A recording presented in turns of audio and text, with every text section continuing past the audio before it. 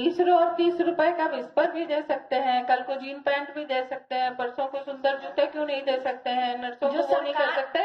और अंत में जब परिवार नियोजन की बात आएगी तो निरोध भी मुफ्त में ही देना पड़ेगा, है ना? नहीं, हम ऐसा नहीं सोचे थे कि मैडम इस तरह की जवाब देंगी, कभी नहीं सोचे थे। हम लोग तो वहाँ पे झगड़ा करने नहीं गए थे, अपना बात को रखने गए थे और मैडम से मांगने भी नहीं गए थे कि मैडम आप दीजिए, क्योंकि मान लीजिए हम 20 या 30 रुपया कोई बड़ा बात नहीं है, वो तो खुद के लिए इंसान खरीद ही लेगा। लेकिन और जो लोग गरीब लोग हैं जिनका 50,000 सालाना है, जो साल में 50,000 कमाते हैं, वो भी रोज का कोई का 300 होता है, कोई का 200। ये स्लम बस्ती है, यहाँ के लोग ठेला ज्यादातर या तो रिक्शा चलाते हैं, यहाँ कोई जॉब नहीं करता है सरकारी जॉब। तो अगर वो लोग को तो ऐसा स्थिति रहता है कि वो लोग शायद कभी तबीयत खराब होता है तो दवाई के लिए भी पैसा नहीं रहता है, तो वो सैनिटरी पैड वो कहाँ से खरीद पाएंगे 30-40 रुपए का। लेकिन सरकार जो है वो कहती है क्या कि हम तो बच्चों को सब देते हैं, छात्राओं को सैनिटरी पैड देते हैं, बहुत सारी सुविधाएं देते हैं। तुम लोग को मिला कभी? नहीं, हम लोग को तो नहीं मिला है। जो विस्पर का बात है वो तो हम लोग को सिर्फ 8 क्लास में एक बार मिला था, उसके बाद से तो नहीं मिला है। हम लोग खुद ही खरीदते हैं, लेकिन हम लोग खुद के लिए नहीं बोले थे, और जो लोग हैं वो लोग के लिए बोले थे जो पढ़ाई कर रहे हैं। और सब लड़की लोग का डिमांड था कि मैम हमारी जो स्कूल है, जैसे हम लोग तो निकल गए हैं तो अब हम लोग को काम ही क्या है, लेकिन अब हम निकल गए इसका मतलब ये थोड़ी और लोग के भी बारे में तो सोचना चाहिए ना।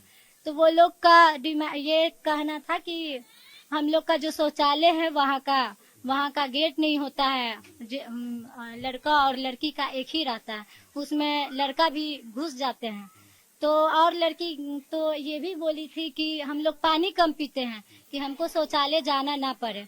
तो मैडम का इस पे भी जवाब था कि अलग अलग शौचालय बनवा दे। घर में है क्या? घर में है क्या?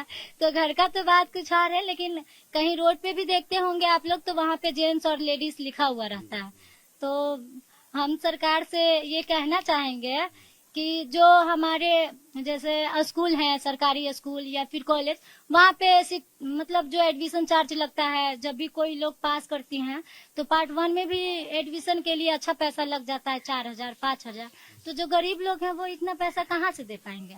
तो सरकार से हाथ जोड़कर मैं ये विनती करना चाहती हूँ कि सरकारी स्कूल और कॉलेज में निःशुल्क शिक्षा दी जाए और जो एडमिशन चार्ज होता है वो भी न लिया जाए। अच्छा, ये बताओ रिया कि और क्या क्या परेशानी आती है पढ़ाई के वक्त, खासतौर पर जो छात्राएं होती हैं उनको क्या परेशानी आती है? सर परेशानियां तो बहुत, ऐसे जो मान लीजिए लड़की ही का बात लेते हैं, ऐसे तो कल जो हम लोग गए थे उसका नाम ही क्या था, सशक्त बेटी समृद्धि बिहार।